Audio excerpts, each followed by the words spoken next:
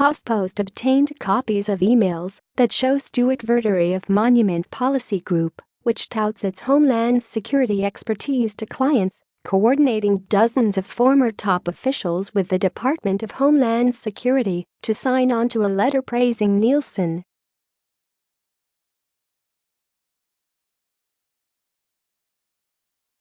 The letter was sent to the chairman and ranking member of the Senate Committee on Homeland Security and Governmental Affairs ahead of her Wednesday confirmation hearing.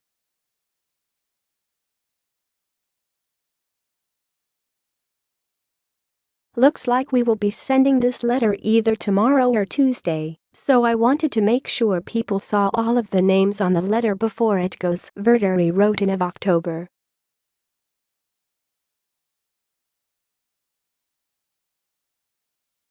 "22 email to the group of signers. There are 34 names here, including 4 former deputy secretaries.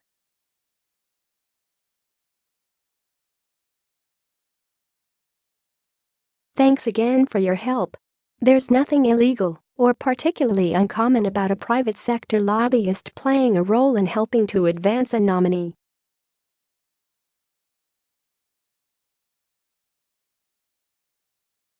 What's notable here is how deeply involved Verdery appears to have been in a process typically managed by the White House in the nominee.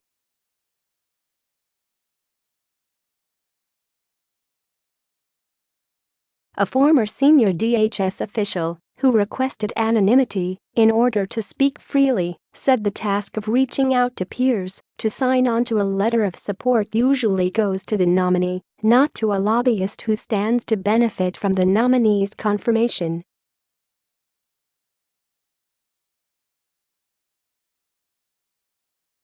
Essentially, you have a lobbyist lobbying the Senate in the name of former senior DHS officials on behalf of the DHS nominee.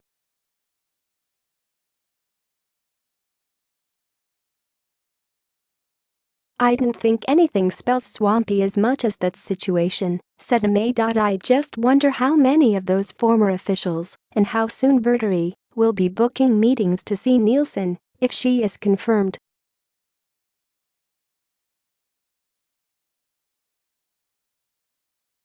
DHS, which oversees matters from border security to immigration to disaster response, hands out a tremendous amount of money in federal contracts.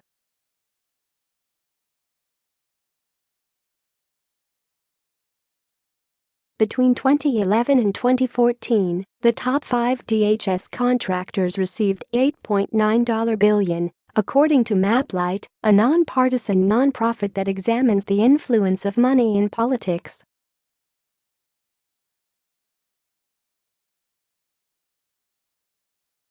Verdery's work in boosting the person who may very well be the next Homeland Security Secretary could give Monument Policy Group's clients, present or future, better access and sympathetic ears at the department.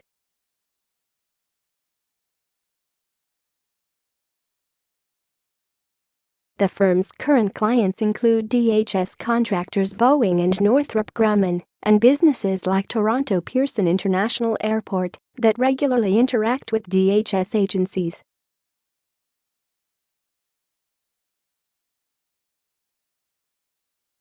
Verdery told HuffPost he doesn't remember if the White House or DHS asked him to take the lead on the letter to the Senate committee or if he volunteered to do it.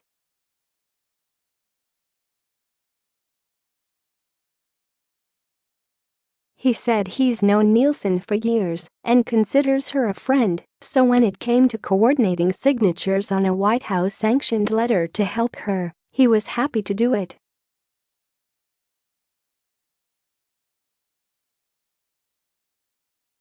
It is common in every administration for former colleagues to enlist those who have worked with and respect the nominee in drafting a letter of support for Congress, Holton said.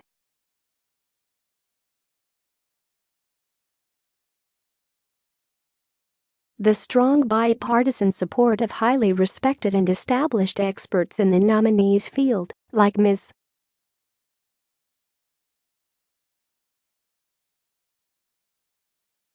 Nielsen has received is widely considered a positive. Verdery has already touted his access to the White House. A few weeks ago, he tweeted pictures from a White House party for Nielsen that he was invited to.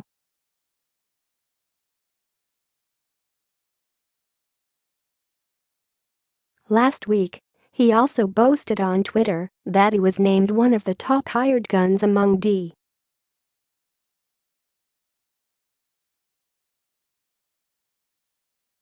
C lobbyists by the Hill. Brendan Fisher, an ethics attorney at the Campaign Legal Center, thought HuffPost wanted to talk about a different influence peddler helping to confirm Nielsen when we called for comment about Verdery.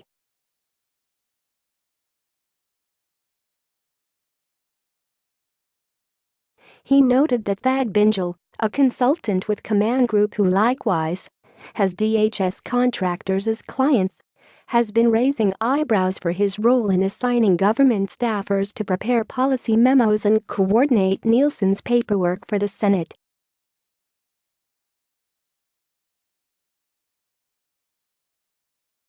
What is clear, Fisher said, is a pattern of private firms going to bat for Nielsen, which raises the likelihood that they will expect something in return if she gets confirmed.